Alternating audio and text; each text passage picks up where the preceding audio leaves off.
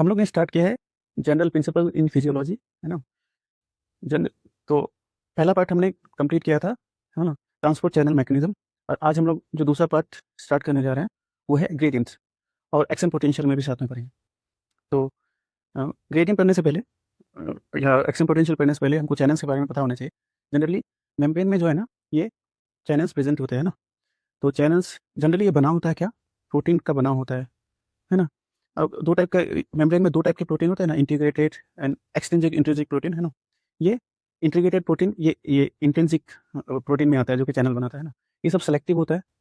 Selective का क्या मतलब है, जैसे एनायन का अगर चैनल है तो एनायन, जैसे कि क्लोरीन हो गया, वो पास होगा। कैटायन का अगर चैनल है जैसे पोटेशियम और सोडियम, तो सोडियम का चैनल है तो सोडियम ही पास होगा, कुछ और नहीं पास होगा। तो ये सेलेक्टिव होता है ना। प्रॉपर्टीज, ये परमेबिलिटी, इसमें अगर ये मेम्ब्रेन परमेबिलिटी ज़्यादा रखता है किसी आयन के लिए, तो उस वो आयन को ज़्यादा पास करने देगा, है ना। वो आयन ज़्यादा पास होगा। और किसी के लिए कम है तो वो आयन कम पास होगा, है ना। वोल्टेज गेटेड, इस टाइप के जो चैनल्स है, वो वोल्टेज के अकॉर्डिंग ओपन या क्लोज होगा। जैसा वोल्टेज होगा वैसा ओपन होगा या क्लोज होगा। लिगेंड गेटेड मतलब है कि जैसे कि हार्मोन हो गया या न्यूरोट्रांसमीटर हो गया, ये अटैच होकर इसको ओपन या क्लोज करते हैं, तो ये लिगेंड गेटेड चैनल्स हो गए, है ना। तो हम लोग आगे चलते हैं। आगे हम लोग देखते हैं कि केमिकल ग्रेडियंट। अब ये क्या होता है, केमिकल ग्रेडियंट क्या होता है ना। केमिकल ग्रेडियंट केमिकल ग्रेडियंट उसको बोलेंगे जहाँ कंसंट्रेशन डिफरेंस की वजह से, है ना, ये कंसंट्रेशन डिफरेंस होता है ये आयंस का अक्रॉस मेम्ब्रेन, है ना। और जो फोर्स उसको वो क्या बोलता है, बाहर से अंदर या अंदर से बाहर ले जाता है ना, उस उसको बोलते हैं केमिकल ग्रेडियंट, है ना। कंसंट्रेशन की वजह से, मेनली डिफरेंस की वजह से, ठीक। और ये डिपेंड करता है, वही कंसंट्रेशन का चेंज भी डिपेंड करेगा, ठीक है। कंसंट्रेशन हाई है तो हाई से लो टू लो में जाएगा। सोडियम का कंसंट्रेशन एक्स्ट्रा सेलुलर मेम्ब्रेन में ज़्यादा है, और इंट्रा में कम है, तो एक्स्ट्रा से सेलुलर मेम्ब्रेन से इंट्रा सेलुलर मेम्ब्रेन में वो ट्रांसफर होगा, ठीक है। अगला, अब अगर इस चीज़ को हम लोग समझना चाहते हैं तो हम लोग समझते हैं, चलिए आइए समझते हैं हम लोग इस केमिकल ग्रेडियंट को।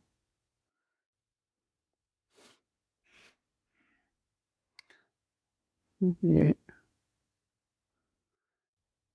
ये सेमी परमेबल मेम्ब्रेन है बीच में, ये इंट्रासेल्युलर, ये एक्स्ट्रा सेल्युलर। यहाँ पे सोडियम का कंसंट्रेशन ज़्यादा है, ठीक है, और कैल्शियम का भी है ना। कैल्शियम का भी कंसंट्रेशन हाई है, लेकिन ये परमेबल है अभी फिलहाल सोडियम के लिए। सोडियम इस पार से उस पार आ रहा है ना। ये 4 सोडियम था, तो ये 2 सोडियम उस पार चला गया, है ना। तो क्या हो गया, तो ये कंसंट्रेशन की वजह से, ठीक है, आयन का कंसंट्रेशन की वजह से एक फोर्स लगा।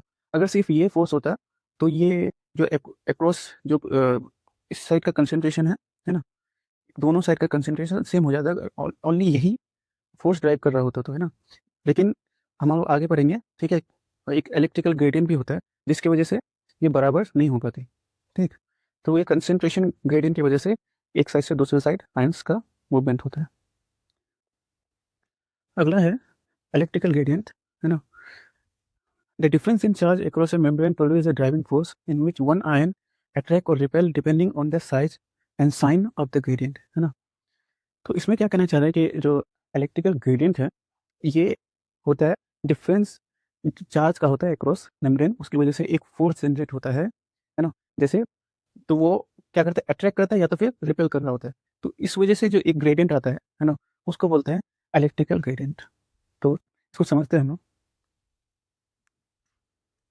आइए समझते हैं इस इलेक्ट्रिकल ग्रेडियंट को, है ना।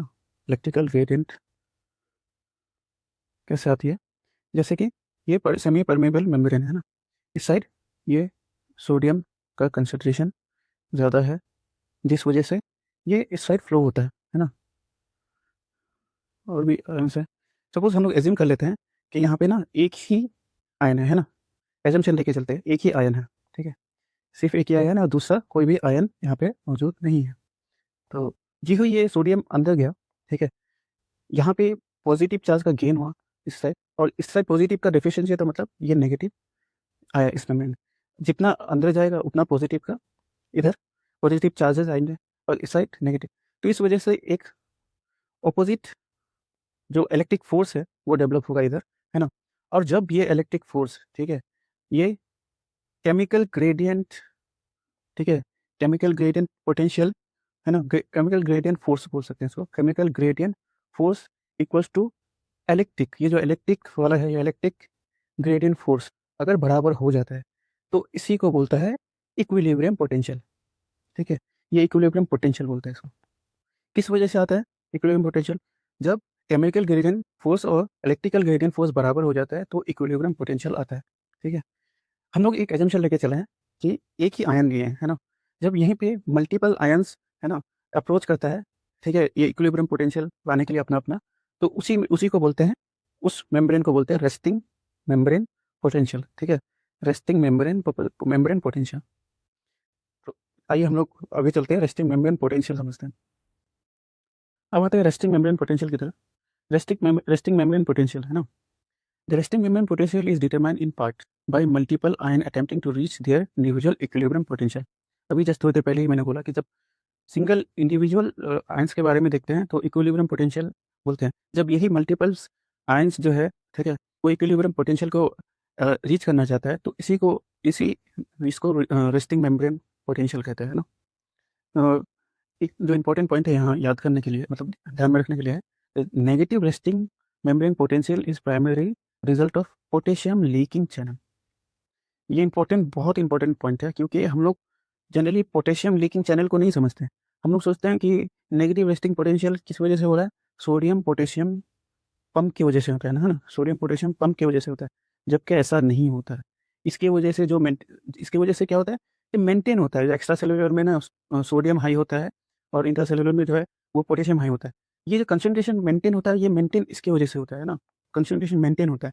लेकिन नेगेटिव रेस्टिंग पोटेंशियल जो होता है, इसका प्राइमरी रिस्पॉन्सिबल जो होता है ये पोटेशियम लीकी चैनल होता है। इस बात को हम लोग आगे समझेंगे ना। एक्शन पोटेंशियल, इसके बारे में पढ़ने से पहले हम लोग पहले देख लेते हैं क्या क्या हम लोग ने पढ़ा, है ना। आयंस के बारे में पूरा पढ़ा हम लोगों ने कि वो ये सेलेक्टिव होता है और क्या बोलता है कि वोल्टेज गेटेड होता है और लिगेंड गेटेड होता है, ठीक है। और फिर आए हम लोग ग्रेडियंट पे, ठीक है, केमिकल ग्रेडियंट क्या, कंसंट्रेशन ऑफ आयंस की वजह से जो मूवमेंट होता है केमिकल ग्रेडियंट हुआ। अब ये आयंस मूव करने की वजह से जो चार्ज डिफरेंस आ जाता है दोनों साइड, उसमें एक ऑपोजिट पोल आता है, उसको बोलते हैं इलेक्ट्रिकल ग्रेडियंट, है ना। और जब जब केमिकल ग्रेडियंट पोटेंशियल और इलेक्ट्रिक ग्रेडियंट पोटेंशियल दोनों बराबर हो जाते हैं तो इस सिचुएशन को बोलते हैं इक्विलिब्रियम पोटेंशियल, है ना। और हम लोग जाने कि इक्विलिब्रियम पोटेंशियल जो है वो कुछ अलग नहीं है। जब हम लोग इंडिविजुअल एजम्पशन लेते हैं कि एक ही आयन के बारे में पढ़ रहे होते हैं कि वो अंदर जा रहा होता है, तब इक्विलिब्रियम पोटेंशियल हम लोग मेजर करते हैं। लेकिन साइमल्टेनियसली और भी आयंस होते हैं जो कि अंदर या बाहर जा रहा होता है।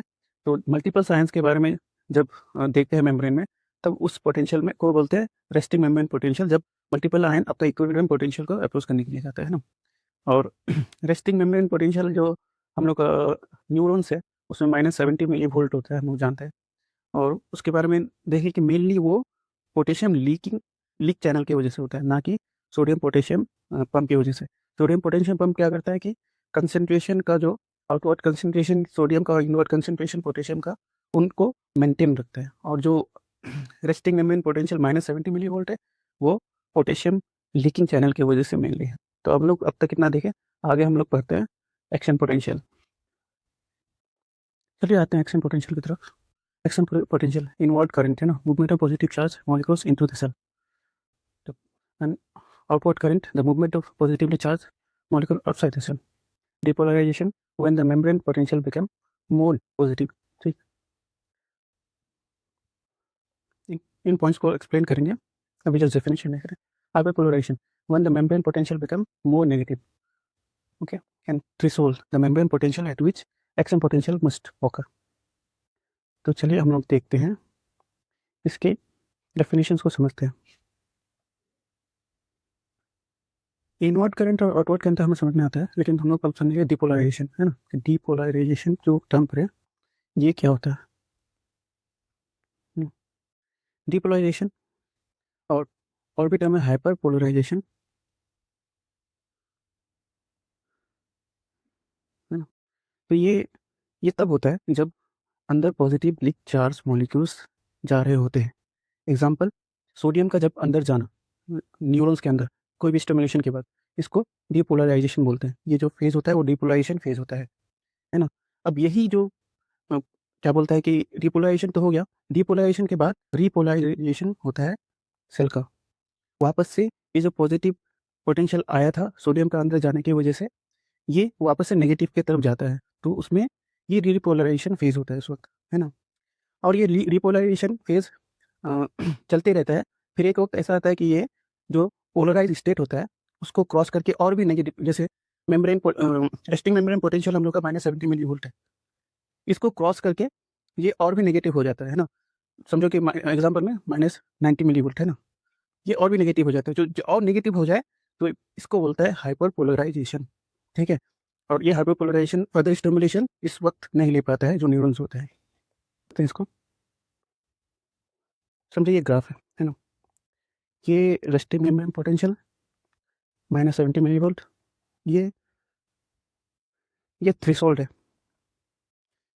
जब इतना पोटेंशियल इसको मिल जाएगा, स्टिमुलेशन मिल जाएगा, तब क्या होगा कि सोडियम चैनल खुल जाएंगे, है ना? सोडियम चैनल खुलते ही ये पॉजिटिव की तरफ जाएगा, ठीक है? पॉजिटिव की तरफ जब ग्राफ जाएगा तो ये डिपोलराइज हो गया, ये डिपोलराइज स्टेट हो गया, और पॉजिटिव की तरफ आते ही फिर एक स्टेज बाद ये सोडियम जो चैनल खुला था वो वापस से बंद हो जाएगा। वो बंद हो जाएगा तो अब क्या होगा कि पोटेशियम चैनल वो ओपन हो जाएंगे, और उसके वजह से जो है रिपोलराइजेशन स्टेट आता है और वापस से नेगेटिव हो जाता है, और ये नेगेटिव होते होते रेस्टिंग मेम्ब्रेन पोटेंशियल को क्रॉस कर जाता है। इस क्रॉस करने के बाद इसको हाइपरपोलराइजेशन बोलते हैं, ठीक है? ये एक एजम्पशन लिया बस एग्जांपल में समझाने के लिए। तो अब तक हम लोग ने जो पढ़ा उसके ऊपर हम लोग थोड़ा क्वेश्चन देख लेते हैं। पहला क्वेश्चन है, how the administration of diazepam alter the resting membrane potential of neuron.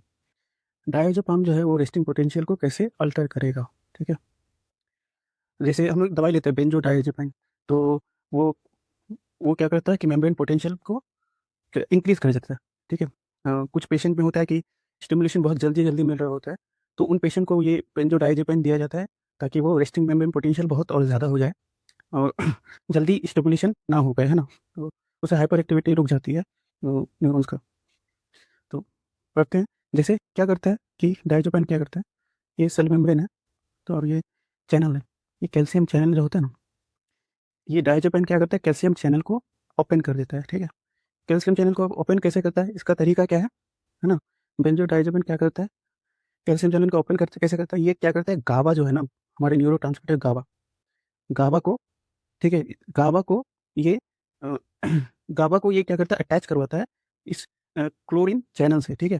और ये गाबा अटैच होने की वजह से क्लोरीन चैनल जो होता है खुल जाता है, क्लोरीन का अंदर जाना स्टार्ट हो जाता है। क्लोरीन अंदर जाना मतलब अंदर नेगेटिविटी बढ़ जाना, है ना? और नेगेटिविटी बढ़ जाना मतलब नेगेटिव पोटेंशियल का बढ़ जाना, और रेस्टिंग मेम्ब्रेन पोटेंशियल होता है -70 मिलीवोल्ट। अब ये नेगेटिव अंदर गया और भी, तो अब -70 से और नेगेटिव हो जाएगा, -90, -100।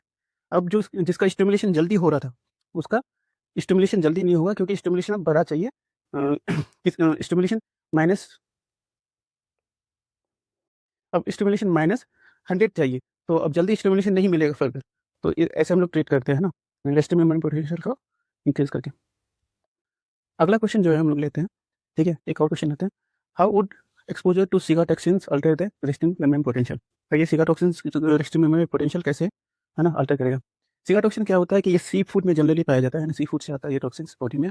और ये करता क्या है एक्चुअल में, ये करता क्या है कि ये जो सेल मेम्ब्रेन है, उसका जो सोडियम चैनल है ना, उसका उसको स्टिमुलेट कर देता है, फर्दर सोडियम का अंदर जाना इंक्रीज़ हो जाता है, इंक्रीज़ कर देता है ना? तो क्या करता है ये, बाइंड करता है तो सिगाटोक्सिन आके सोडियम चैनल से, और क्या करता है कि सोडियम का इन्फ्लक्स बढ़ जाता है। लेकिन एक दिक्कत इसमें ये आती है कि एक बार ये बाइंड होने के बाद ये परमानेंट ओपन रह जाता है, तो परमानेंट ओपन रह जाने की वजह से और फर्दर स्टिमुलेशन तो ले नहीं पाएगा फिर। तो इससे क्या हो जाता है कि पेशेंट को पैरालिसिस हो जाता है और फर्दर स्टिमुलेशन नहीं आ पाती है, तो इससे resting membrane potential permanently hamper हो जाता है। हमारा जो अगला क्वेश्चन है वो है, the nerve tissue of a mouse is found to have an resting membrane potential -70 millivolt, है ना? द इक्विलिब्रियम पोटेंशियल का जो सोडियम का है वो +60 मिलीवोल्ट है और कैल्शियम का है +125 millivolt. Where will these ions move after opening their associated channel. अब इनके अगर चैनल्स को ओपन कर देंगे तो किधर मूव होगा, हम लोग को याद रखना पड़ेगा। पॉइंट जो है ये है कि सोडियम कैल्शियम और क्लोरीन, ये जो है एक्स्ट्रा सेल्यूलर स्पेस में हाई होता है ना, एक्स्ट्रा सेल्यूलर स्पेस में हाई होता है, और पोटेशियम जो है वो इंटर सेल्यूलर स्पेस में हाई होता है। और क्या बोलता है, अगर ऐसा है तो हमारा रेस्टिंग मेम्ब्रेन पोटेंशियल कितना है, -70 मिली वोल्ट। -70 मिली वोल्ट है, तो हम क्या देखते हैं, अगर सोडियम चैनल्स अगर ओपन हुआ है, सोडियम चैनल ओपन हुआ है, तो सोडियम क्या होगा, अंदर जाएगा। क्यों? क्योंकि एक्स्ट्रा सेल्यूलर में वो ज़्यादा होता है, तो सोडियम अंदर जाएगा। अब इसको अंदर जाने के लिए रोकना अगर हुआ, तो +70 मिली वोल्ट का फोर्स बाहर लगेगा, तभी जाके ये रुकेगा। और कैल्शियम के लिए एक्स्ट्रा सेल्यूलर में ज़्यादा होता है, तो ये भी अंदर आएगा, ठीक है? कैल्शियम भी अंदर आएगा। अब अगर इसको रोकना होगा तो अपोजिट में ये +125 मिली वोल्ट लग रहा होगा, है ना? 125, तभी ये चैनल फिर बंद होगा। तो क्वेश्चन है कि किधर मूव करेगा, तो दोनों ही बाहर से अंदर मूव करेगा।